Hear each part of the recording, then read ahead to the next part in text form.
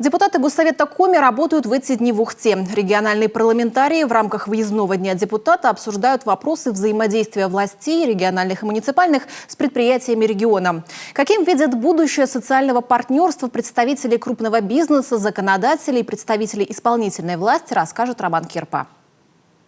Парламентарии Госсовета Коми не случайно приехали в Ухту, чтобы обсудить процессы взаимодействия властей и бизнеса в рамках соглашений о социально-экономическом партнерстве. Именно в этом городе республики в последние годы благодаря этому формату преобразилось немало объектов.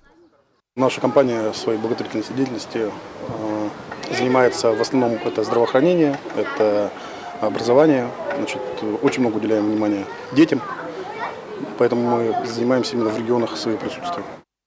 Только нефтетранспортное предприятие в 2021 году выделило 314 миллионов рублей на капитальный ремонт и оснащение оборудованием спортивного комплекса «Нефтяник» в Ухте. Кроме основного здания были реконструированы легкоатлетический стадион и поле для мини-футбола, установлены новые трибуны и освещение, а вместо старого хоккейного корта построена многофункциональная всесезонная площадка. Тем временем в рамках соглашения о сотрудничестве между ПАО «Газпром» и правительством Коми реконструированы Ухтинский детский парк и Центр творчества имени Корчевского. Обновили не только фасад, смонтировали новую кровлю, усилили несущие конструкции, заменили инженерные сети. Заново возвели планетарий и спортивный зал.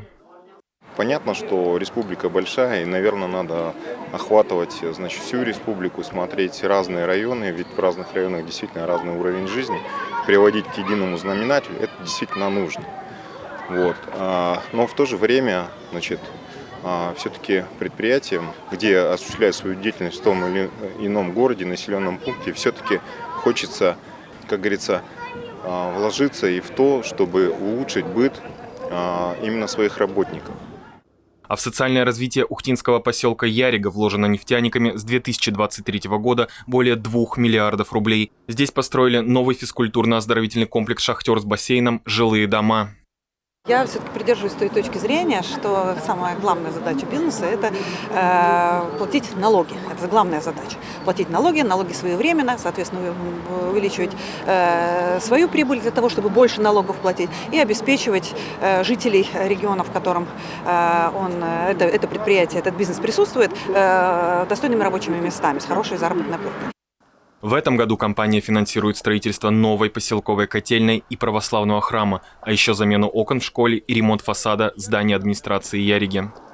Я думаю, что этот инструмент, этот механизм, который уже действует много лет в республике, он эффективен, поскольку компании, реализующие проекты, также контролируют их создание, реализацию проектов и также в дальнейшем передают муниципальным образованиям эти объекты, которые потом муниципалитеты сами уже содержат. Мы называем, градообразующие предприятия. Это люди, которые живут в этом городе, но работают на этих предприятиях, создают там какие-то ценности для этого предприятия, получают прибыль. Поэтому ответственность у этих предприятий перед своими же людьми, она должна быть. Я считаю, что оно правильное. По мнению народных избранников, наиболее удачные примеры социального партнерства необходимо распространить на всю республику, увеличив охват муниципальных образований. Такое предложение входит в проект рекомендаций по итогам Дня депутата. Мы видим, что очень много объектов городской инфраструктуры в Ухте построено в последние годы за счет как раз договоров о соцпартнерстве. Это радует, и, безусловно, мы приветствуем такие отношения. Но в процессе дискуссий многие депутаты поднимали вопрос о том, насколько целесообразно сосредотачивать или тем компаниям, которые локализованы где-то в каком-то городе, в каком-то муниципальном образовании,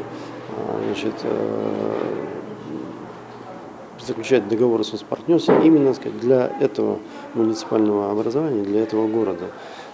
Депутаты высказали мнение, что необходимо, конечно, учитывать проблемы всей республики.